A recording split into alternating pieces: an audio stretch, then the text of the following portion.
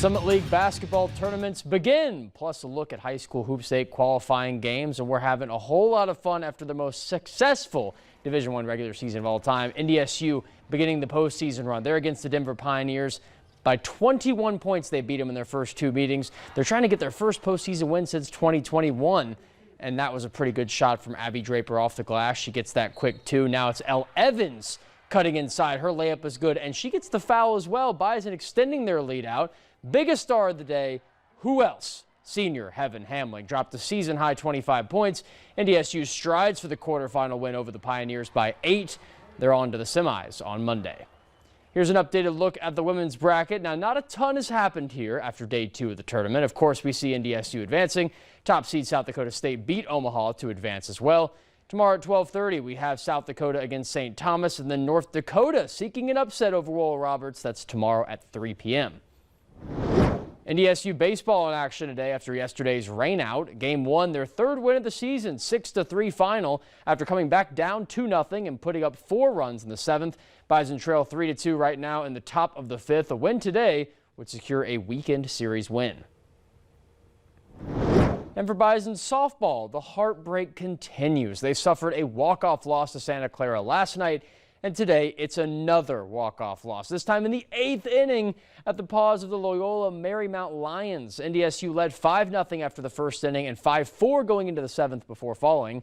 And in Game 2, Bison dropped their 4th straight by a single run, 4-3 finish, this time against the San Jose Spartans, San Jose State Spartans, the Mountain West team scoring the winning run in the bottom of the 6th. Bison get a rematch against the Spartans tomorrow at noon. After Grafton beat Wahpeton in the first Division A state qualifier, Valley City and Thompson meet in the second. 4-0 Tommies out of the gate and trying to bump it up. And oh my word, what a block from Talon Larson. Carver Peterson with the rebound, looks for Carson Egert. Pull-up 3 is good. Highliners get on the board in impressive fashion. So now back to the Tommies. We're late in the first quarter. Carter Peterson goes up for the tough layup, gets it, plus the foul. Thompson up going into the second quarter, but here comes Valley City. Egert goes inside. Bryson Heck, the jumper is right in the defender's face. It's good. VC leads at halftime. They hold 77-69 win. So here's the first look at the full and final Division A state bracket. Top-seeded, still unbeaten Kindred against 8-seed Killdeer. Cowboys their first trip to state since 1953. Facing the winner of that game in the late quarterfinal between 4-seed Delac Burlington and 5-seed Shiloh Christian. Now early games, 2-seed Devils Lake seeking their first state ring against a strong 7-seed Valley City. They look for their first title since 1960. And then finally we have 3-seed Grafton for their first state title. They're looking since 2008. They're up against 6-seed Beulah.